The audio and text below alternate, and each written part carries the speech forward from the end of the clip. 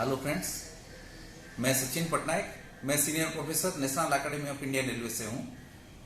आज आपको मैं गवर्नमेंट ई मार्केट प्लेस, जो कि जेम के नाम से जाना जाता है, उसके बारे में बताऊंगा। आप कैसे जेम के थ्रू व्हीकल हायरिंग कर सकते हैं, मैं आपको एक लाइव डेमोन्स्ट्रेशन दिखाऊंगा। आप लोगों को ऑलरेडी पता होगा कि कोई भी सर्विसेज या गुड्स अगर जेम में अवेलेबल है तो कोई भी गवर्नमेंट ऑफिस इसको जेम के थ्रू लेना अनिवार्य है।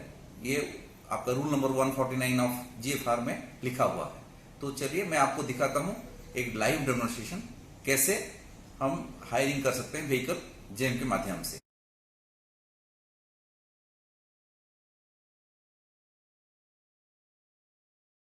तो आप पहले you have to enter the site by typing your user ID and the characters mentioned in the side, इसमें फिर सबमिट करिए। The moment you do this, you can log in with your NIC email credential. So your you पहले इसमें user ID password रहता था, अभी वो नहीं है। आप अपने NIC ईमेल एड्रेस के थ्रू ही जा सकते हैं। तो सबमिट करिए। So you go to the site. Now go to market services है, सर्विसेज में जाइए।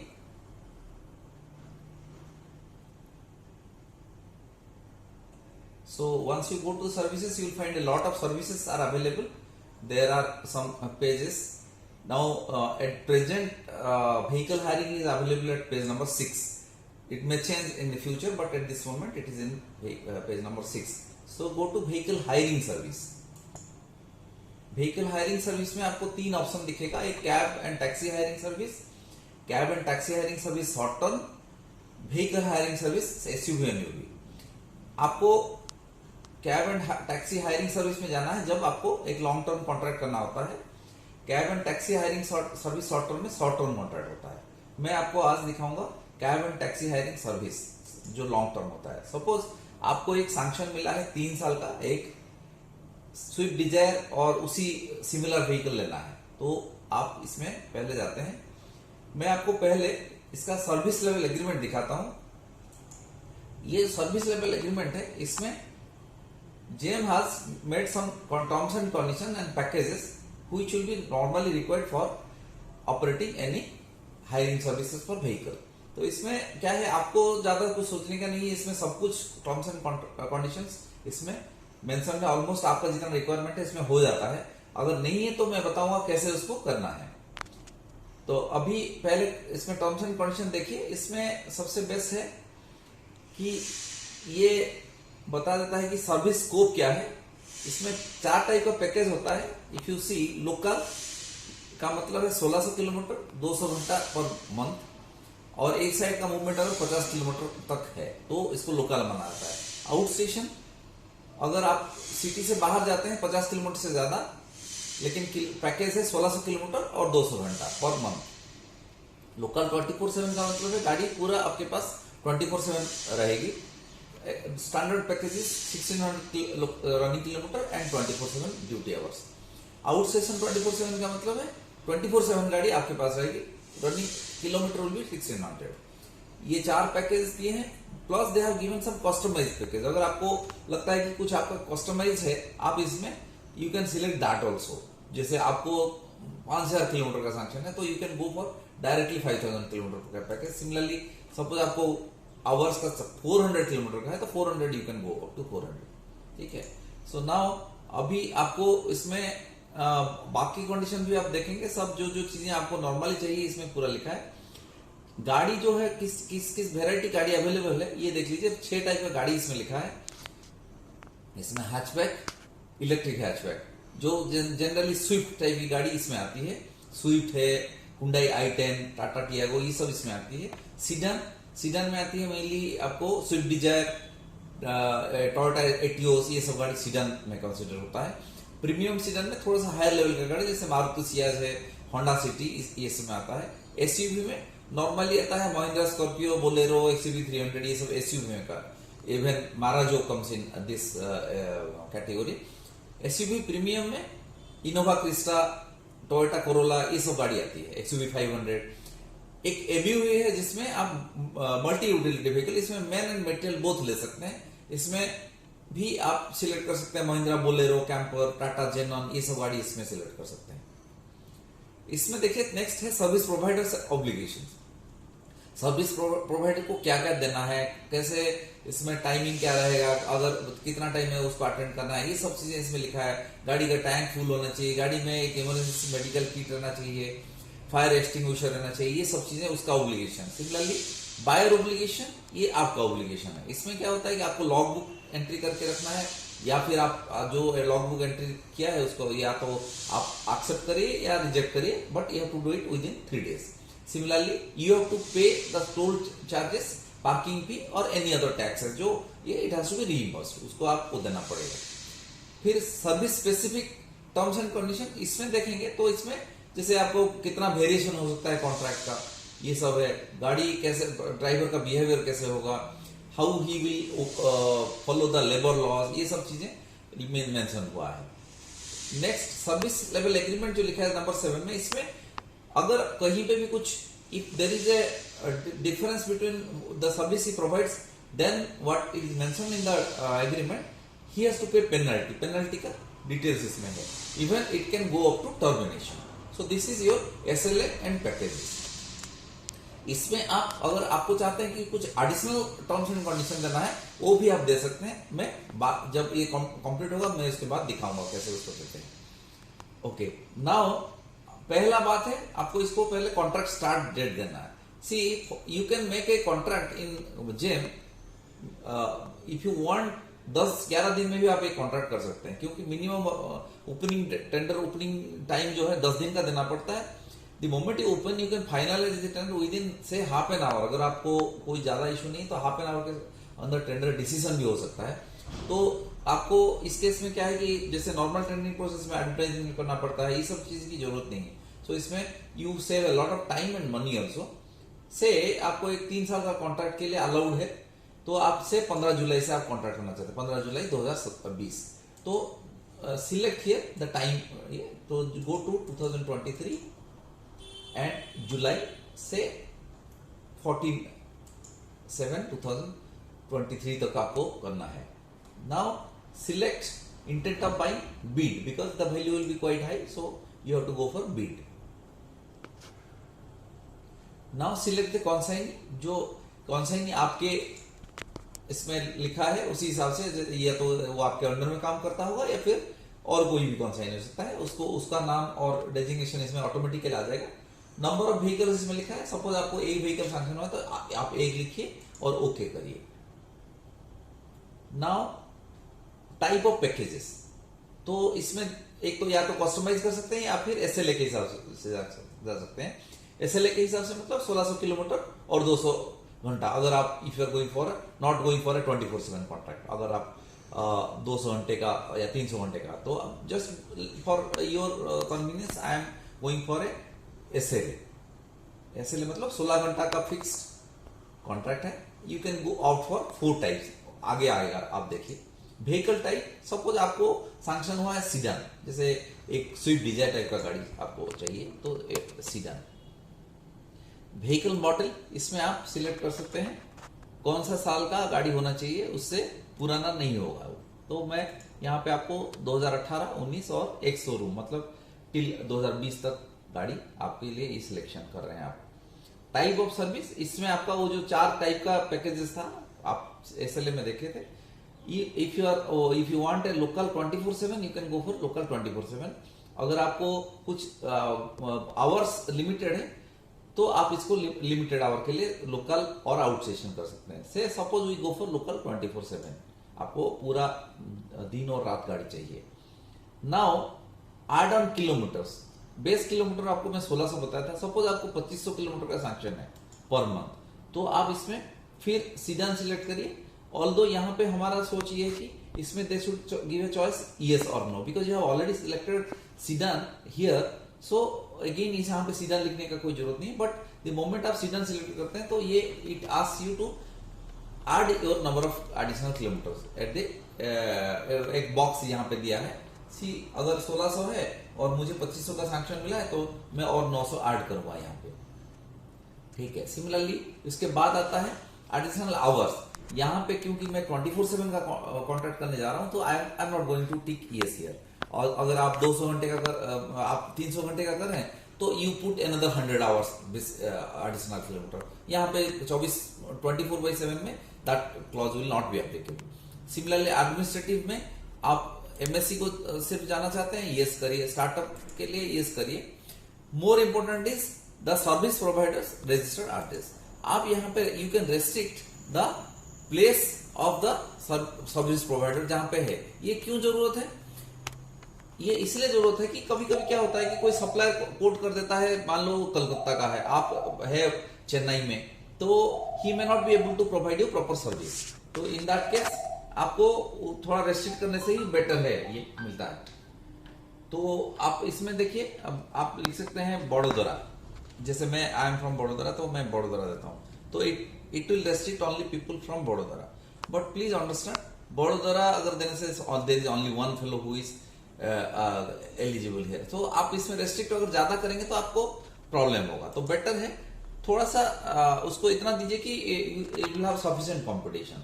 तो जैसे मैं यहाँ पे क्या करता हूँ, गुजरात दे देता हूँ, तो गुजरात देने से I will have more number of eligible sellers. तो इसमें कुछ सप्लायर्स का नाम आ गया। Now to select, see if you see this providers quoted rates, यहाँ पे देखिए बहुत सारा रेट है। 11,34,820, ये 3 साल का पैकेज इतना होता है। ये पैकेज कैसे कैलकुलेशन होता है? ये बेस फेयर 23,000 है, एडिशनल किलोमीटर 8.99 है। तो अगर 900 किलोमीटर आप एडिशनल मांगे हैं, तो 900 इंटू 8.99 प्लस 23,000, ये प्लस इंटू 3 साल जितना पीरियड आप दिए हैं, उसमें ये कैलकुलेशन आता है। इसी हिसाब से आप जाएंगे तो आप जनरली कोई बोलेगा कि मैं इसको सिलेक्ट करूंगा, नंबर 1 जो L1 है, but please don't select that one, go for a little higher value till your estimates gives you permission. Even you can go beyond that also. क्यों? इसमें you are not buying at this rate, it is only a rate which is quoted. Now when you go for a competition, the rates come down drastically, many times 20-30% कम हो जाता है। तो you don't fear about what final rate you will be getting, but what happens the moment you select this one, this becomes the upper ceiling limit for your bidding process. तो इससे ज्यादा कोई quote नहीं कर सकता है। So many people will not be able to quote because of this restriction. So go for a little higher value जहाँ पे let there be some competition. So maybe 8-10 people will quote, so you have a good competition. ठीक है? So if your sanction value is 12 lakhs or maybe 13 lakhs, so go for something like this, 13.30 lakhs का एक इसको add to cart करिए। Add to cart is as good as आप जो फ्लिपकार्ट में करते हैं या अमेजन में करते हैं, सिमिलर टाइप ऑफ स्ट्रक्चर है। द ओनली थिंग वहां पे आप सीधा बाई नाउ में जाते हैं, यहाँ पे आपको एक ऑप्शन मिलता है टेंडरिंग करने का, बिडिंग करने का। सो यहाँ पे आपको, क्योंकि you are procuring a government goods or service, you are going for a tendering process. Now this is your car. Now go for proceed to checkout. I will tell one more thing here. You can also find a trend. Market में ये जो गाड़ी आप opt किए हैं उसका trend क्या चल रहा है, यहाँ पे अगर क्लिक करेंगे तो you can see that also. ठीक है? So अभी आपका एस्टिमेटेड वैल्यू जो कि अपर सेलिंग लिमिट है 13.38 लाख का है। Now say proceed to checkout. The moment you say proceed to checkout, it will go for bidding process. अभी the moment आप bidding करने जाते हैं, so there will be very simple steps. जैसे पहले ये आपका description आ गया, क्या क्या आप मांगते हैं, इसमें you can see whatever you have asked. Now say bid. Now you ask for confirmation. You say okay, confirm. Then the bidding process starts. Now if you see, आप यहां से स्टार्ट कर रहे हैं स्पेसिफिकेशन से। If you see this progress, आप slowly देखेंगे जहां जहां पे जो स्टेप चला गया वो ग्रीन हो जाएगा, और जिस स्टेप में आप है वो ब्लू दिखाएगा।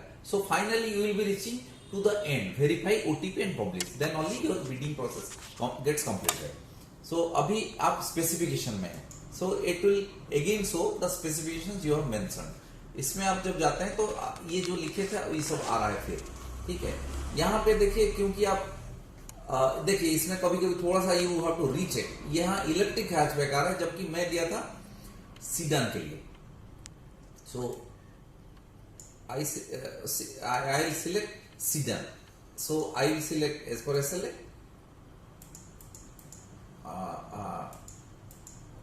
I think there is it is going for SLA, but if you change it customize package again it comes.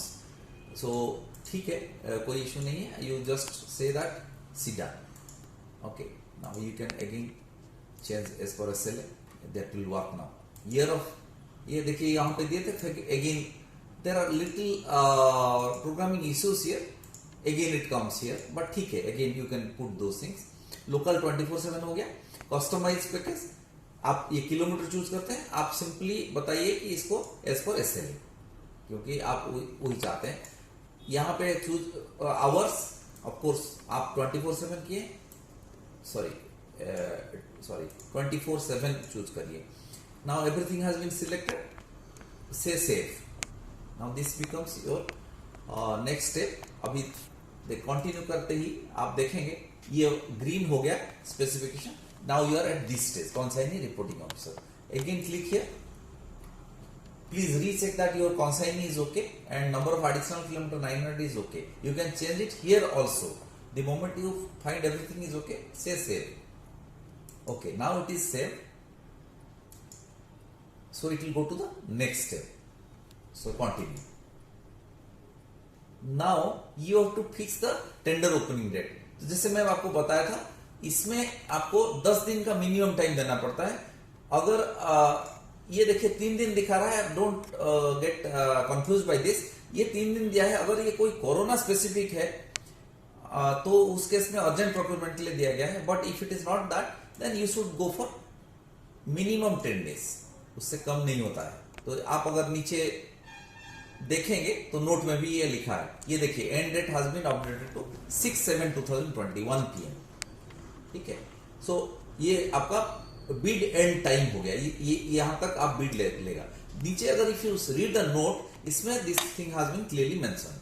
तो bid opening time is another half an hour after bid closing time. मतलब उसके बाद ही 1:30 बजे के बाद आप open कर सकते हैं. यहां पे थोड़ा सा एक लाइन पढ़िए. यहां पे लिखा है, buyers are advised to take a reasonable call on requirement of EMD since prospective bidder may find it difficult to get the EMD issued from the bank in such short times. तो आगे एक EMD का column आएगा. उसमें आपको EMD अगर आप भरते हैं तो थोड़ा सा इट सेज दैट EMD बनाने में थोड़ा टाइम लगता है. अगर आपको वो चाहिए तो थोड़ा सा you have to give that bid duration accordingly. थोड़ा सा आपको शायद ज्यादा देना पड़ेगा. 10 दिन में ना हो पाएगा. Now bid life cycle. What is that bid life cycle? जिस दिन से पब्लिश करेंगे, ये जो प्रोसेस को आपको 90 डेज के अंदर फिनिश करना पड़ेगा. अगर आप फिनिश नहीं करेंगे तो दिस टेंडर बिकम्स इनवैलिड. तो this is bid life cycle. Bid offer validity. The offer validity of the seller will be valid for how many days? 30 days is quite enough in case of jail. But अगर आप चाहते हैं इसको थोड़ा सा बढ़ा सकते हैं, कोई इशू नहीं है.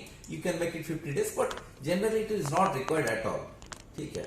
Now RA करना चाहिए. अगर आप मिनिमम प्राइस सेट करें तो RA is not allowed. ये here also you can change the bid estimated value. Last ये सपोज आपको 14 लाख सैंक्शन हुआ है तो आप 14 लाख यहाँ पे डाल सकते हैं. ठीक है. नाउ कॉन्ट्रैक्ट ड्यूरेशन यहाँ पे फिर पूछ रहा है. आप उस टाइम में फिक्स किए थे ये, यहाँ पे आप 3 साल बताइए आपका कॉन्ट्रैक्ट ड्यूरेशन. ठीक है. Set minimum price for this bid. No, यहाँ पे कोई जरूरत नहीं. Let there be competition. जहां तक आते हैं कोई इशू नहीं.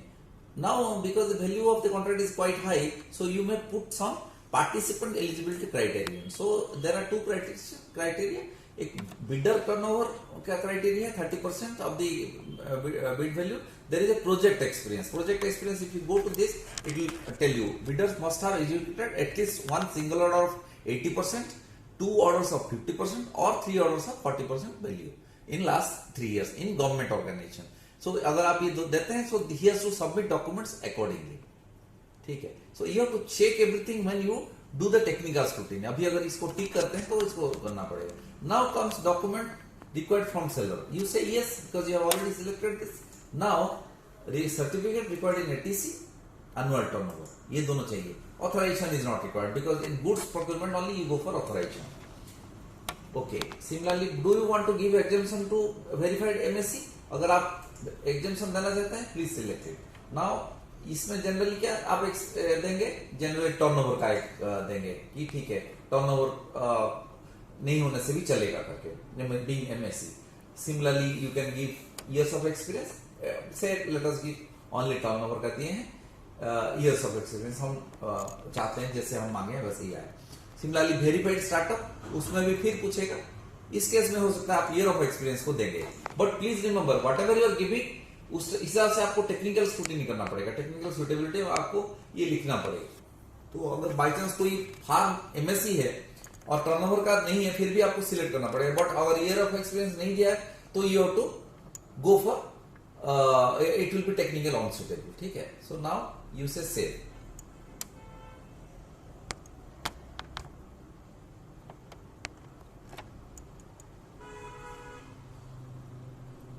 ठीक है। अभी आप the value of is 14 lakh आपका आप फिक्स किए, जैसे आपका एस्टिमेट फिक्स हुआ था। नाउ से EMD required, if you may say yes, the moment you say yes you have to keep the advisory bank name, आपका वहां पे जो बैंक से आपका डीलिंग है उसका नाम देना पड़ेगा। ईएमडी परसेंट, जैसे आपका वहां पे अगर 2% तो इसको चेंज करके 2% आप देंगे, और अमाउंट ऑटोमेटिकली कम 28,000, ठीक है। सो सिमिलरली पीबीजी अगर चाहिए, जो कि जनरली हम लोग लेते हैं, it is allowed after 5 lakh, so you have to say yes. तो the moment you say yes, and again you have to give the bank name, say State Bank of India. आपका पीबीजी कितने का चाहिए, suppose आपके हिसाब से 5% है तो 5% लिखिए।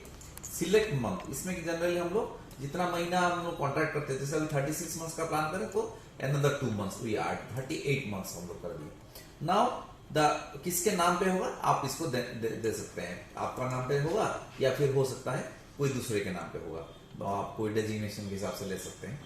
For little simpler purpose I am making EMD no, because ठीक है ईएमडी हमारा 10 दिन हम लोग दिए हैं ओपनिंग के लिए, तो I am making it no, but PBG clause I am giving, तो I put save. The moment it saves, now you will go to the terms and condition page. इसमें एक स्प्लिटिंग है, it doesn't go to that because it's a service contract. Splitting service contract में होता नहीं, goods contract में splitting clause भी रहेगा if required. So okay, अभी कुछ टर्म्स एंड कंडीशन फिक्स है, इसमें आपको कुछ सिलेक्ट करना पड़ेगा। तो इसमें basically what I see for service contracts, there are 2 things which are important, one is service and support. इसमें जाइए, you will have, there are 4 clauses, the first, there are 5 clauses, there are first 3 clauses are important. These clauses are availability of office of service provider, and office of the service provider must be located in the state of concern, documentary evidence to be submitted, dedicated toll free number and escalation matrix, ये चाहिए। नीचे जो 2 है, you don't need it for a vehicle contract, so put add।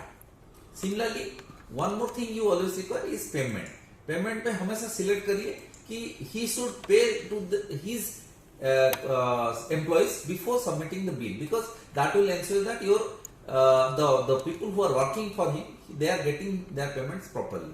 So say add. Now you have added 4 clauses, terms and conditions. Now say submit. So now it says it has been already made properly, successfully. See, we have reached already terms and conditions. If you see, now only you have to verify OTP and publish. The moment you say I agree to terms and conditions of GeM, the bid document comes. Okay, the bid document, please keep save a copy of the bid document. Say I am keeping it in the bid number, everything. Say save. You can see what conditions you have given during opening of the bid. Now say verify OTP and publish. The moment you say that, a OTP will go to your email address as well as your mobile phone. So you take that email address or mobile phone. The moment I show this and verify it, now my tender is already published. Okay. तो अभी तक हम आपको दिखाए कैसे वो बीड बनाना है। एक बीड आपका अभी बन गया, जैसे अभी मैं इसका किया तो ये आ गया डिटेल्स। देखिए GeM bid number this number 687851 इसमें दिखा रहा है। ये ओपन हो रहा है 6/7/2020 को 13 बजे। तो अभी इसमें मैं चाहता हूं कुछ एडिशनल टर्म्स एंड कंडीशन डालने के लिए, जो कि मुझे एक्स्ट्रा चाहिए, जो इसका SLA है इससे ज्यादा चाहिए। तो मैं कैसे करूंगा इसको? तो गो टू डैशबोर्ड। तो अभी तक हम आपको दिखाए कैसे वो बीड बनाना है। एक बीड आपका अभी बन गया, जैसे अभी मैं इसका किया तो ये आ गया डिटेल्स। देखिए GeM bid number this number 687851 इसमें दिखा रहा है। ये ओपन हो रहा है 6/7/2020 को 13 बजे। तो अभी इसमें मैं चाहता हूं कुछ एडिशनल टर्म्स एंड कंडीशन डालने के लिए, जो कि मुझे एक्स्ट्रा चाहिए, जो इसका SLA है इससे ज्यादा चाहिए। तो मैं कैसे करूंगा इसको? तो गो टू डैशबोर्ड। डैशबोर्ड में आप देखेंगे एक ऑप्शन आता है रिक्वेस्ट का। तो पुट अ रिक्वेस्ट।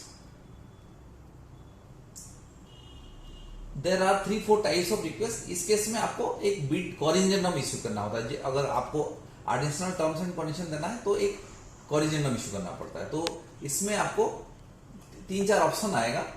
इससे पहले जब बनाएंगे, रेडी करके रखिए अपना कुछ डॉक्यूमेंट्स। पहले जो जो टर्म्स आपको एक्स्ट्रा देना है आप उसमें एक वर्ड डॉक्यूमेंट में इसको टाइप करके रखिए, ताकि टाइम बचेगा आपको। जैसे मुझे ये 7-8 क्लॉज देना है तो मैं पहले से ही टाइप करके रखा हूं इसमें रेडी करके। और इसका एक काम करिए, एक प्रिंट भी लेके इसमें जो कॉम्पिटेंट अथॉरिटी है उसका सिग्नेचर रहेगा और सील भी रहेगा, ये अप्रूव करके, ताकि ये सब आपको टाइम सेव करेगा जब आप जेम में साइट में काम करेंगे। ये पहले तैयार करके रखिए, मैं आपको दिखाऊंगा इसमें अपलोड कैसे होता है। तो अभी आप रिक्वेस्ट में जाते हैं। अब ये आप रिक्वेस्ट पेज में हम पहुंच गए। इसमें देखिए सिलेक्ट रिक्वेस्ट टाइप है। सिलेक्ट रिक्वेस्ट टाइप पे आप रिक्वेस्ट फॉर बीड कॉरिजेंडम दीजिए। ये मोमेंट आप देते हैं ये बोलेगा सिलेक्ट बीड नंबर। ये एक ही मैं अभी सिलेक्ट बनाया हूं बीड, इसलिए एक का आता है, आप इसको सिलेक्ट कर लीजिए। अभी आप इसमें टर्म्स एंड कंडीशन देना है। जैसे मैं आपको पहले बताया था कि इसमें पहले से ही रेडी करके रखिए वर्ड डॉक्यूमेंट में, ताकि आपको टाइप करने में आसान रहेगा। वो इमीडिएटली कॉपी पेस्ट करते रहिए जो भी जितना है आपका क्लॉजेस, और इसमें पेस्ट करते जाइए, copy paste, then add clause. फिर जाइए वर्ड डॉक्यूमेंट में, फिर कॉपी, देन पेस्ट। इसी तरह से आपको पूरा सभी कंडीशन देना है। तो पूरा 8 क्लॉज जो है सबको एक एक करके ऐड किए हैं। उसमें कोई क्लॉज रिमूव करना है भी तो यहाँ पे ऑप्शन है। तो ये एक बार हो जाने के बाद आप जो डॉक्यूमेंट पहले से बना के उसमें साइन और सील लिए थे अपने कॉम्पिटेंट अथॉरिटी का, उसको यहाँ पे PDF फॉर्मेट में अपलोड करिए। तो ये अगर वो डॉक्यूमेंट है सेम, ये इसमें कंडीशन सेम रहना चाहिए, यहाँ पे अप्रूवल रहना चाहिए आपका कॉम्पिटेंट अथॉरिटी का। इसको आप अपलोड कर दीजिए। You say that you agree for that you have already taken approval of competent authority and everything, because GEM will not go and check everything. आपको खुद को ही सेल्फ सर्टिफाई करना पड़ता है ये सब में। और उसके बाद you put a generate request, एक ऑप्शन दीजिए। देखिए अभी एक रिक्वेस्ट जनरेट हो गया। ये आपका रिक्वेस्ट नंबर है, इसको इवन ये आ जाएगा आपका ईमेल में भी आ जाएगा, बट ठीक है, जस्ट एक जान लीजिए कि ये आ गया, आपका रिक्वेस्ट जनरेट हो गया। Generally they take around half a day time to check your request and approve it. उसके बाद हम जब अप्रूव हो जाएगा तो मैं दिखाऊंगा कैसे उसको आगे बढ़ाना है।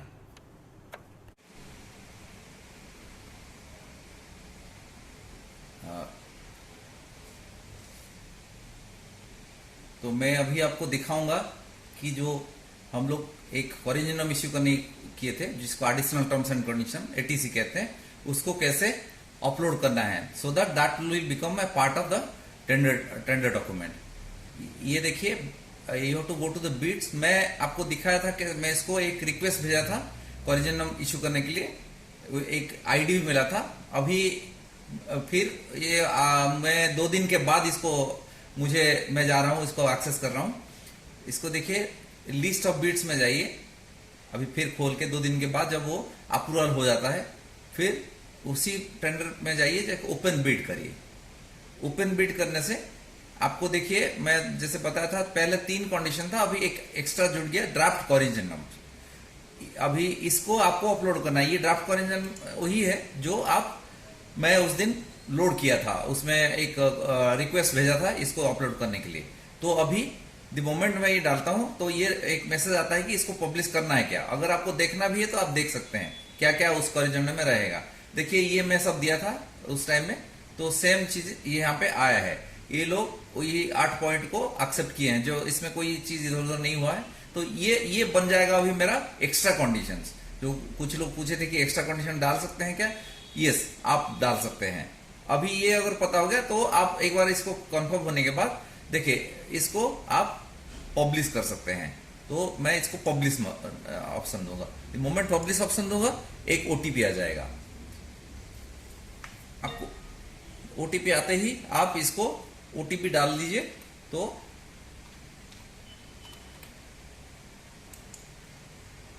ये अभी हो गया publish.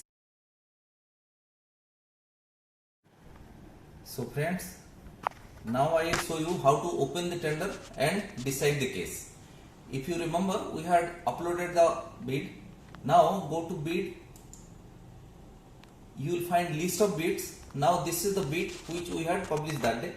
Today it has already been opened. It was end date was 6/7/2020, 13 hours. So now I say open the bid. The moment I say open the bid, you can see all the details coming here. See, you can cancel here also, but you can proceed here. So let me proceed. I say open technical bid. Okay. So the moment I ask for opening technical bid, one OTP is asked.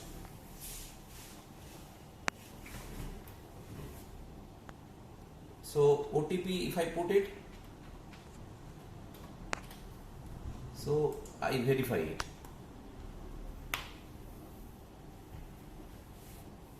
Now what you will see is the technical bid. So you can see there are 4 people have participated here. So now you have to view each participant's specification. You can see their documents and then you can evaluate them. So let me start with, say, first one, Code Caps Private Limited.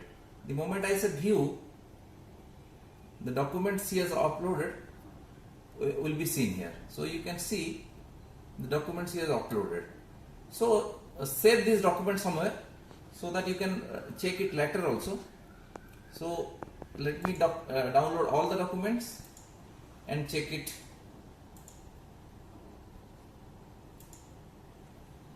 So once I do that, I can check the documents whether he has loaded things as per my requirement. See, this form is from this is a chartered account certificate. Then of course it is showing the turnover. Whether it is suitable as per my requirement, I can check it. It appears to me that it is suitable. You can check along with your conditions. See, he has also put an MSME certificate where our condition in the beginning was the farm has to be from Gujarat state. It is clear here because it is registered in Ahmedabad. So similarly, I will see the other certificate of incorporation he has put. So from these documents I can feel that okay, this farm is okay. So the moment I find it is okay, I close this. I go to verify specification. I see whether he has quoted other conditions exactly whatever we had asked. So he is putting exactly whatever I had asked. So this is okay. So then I say accept. So now you have to give a comment here. So I will say technically suitable. Technically suitable, sorry.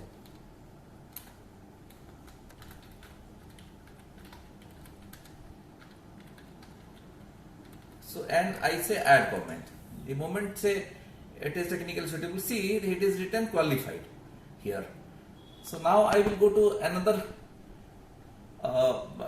offer.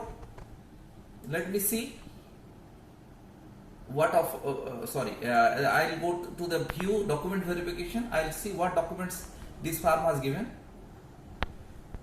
So he is also attaching certificate, OEM turnover and MSc category. So once I go to MSME category, I can see that this fellow is registered in Gujarat, Barodara. So I feel it must be also satisfying our conditions. So I check other things, turnover.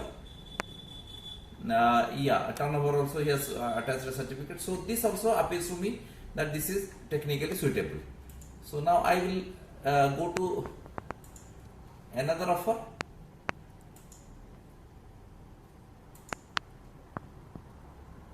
So let me check whether it is satisfying our conditions. Yeah, this is also from Jamnagar, Gujarat. So this is also satisfying our condition. So this way you have to check everything. If any farm is not technically suitable, so suppose some farm has quoted which is not from Gujarat, say I can see them and I will say that okay, this farm is not from Gujarat. In that case you have to make it technically unsuitable. So in my case 4 farms are quoted and it seems that all of are satisfying my conditions. So all are technically suitable. So now once I find this thing, so I can verify all of them. See, if suppose for some reason some farm from outside Gujarat has quoted or he has not attached documents which are satisfying my conditions, say annual turnover or MSME, then you can say reject. The moment you say reject, you have to give a reason why you are rejecting. You have to give a technical specification mismatch. Maybe it is not satisfying your condition or bid a product out of defined scope or others. You can write those things. You can write that as per my condition, you are not, as per tender condition, you are not,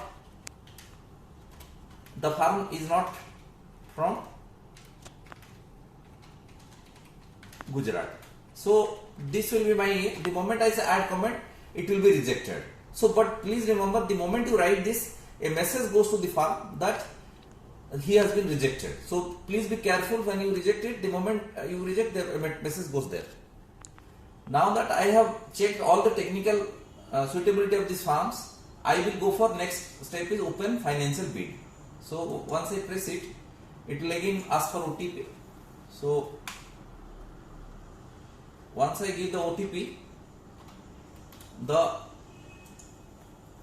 financial bid will be opened.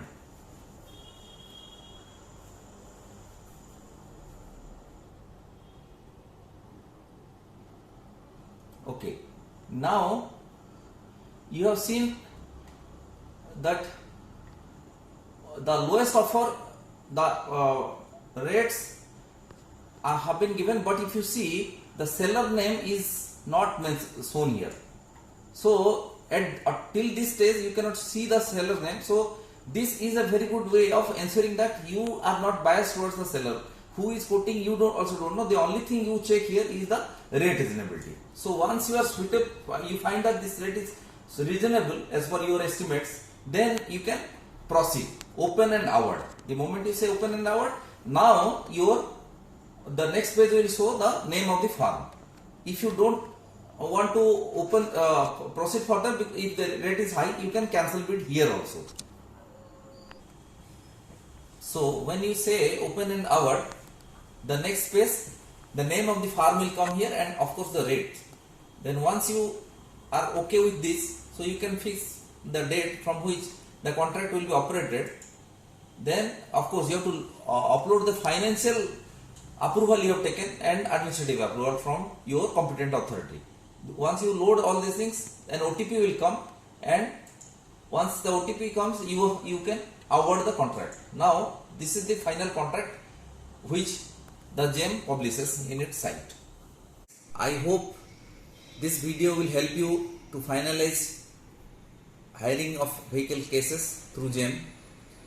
Still, if you have any doubts, queries or suggestions, please feel free to write to me in my email address or call me in my mobile number. If you like this video, then please like, share and subscribe it.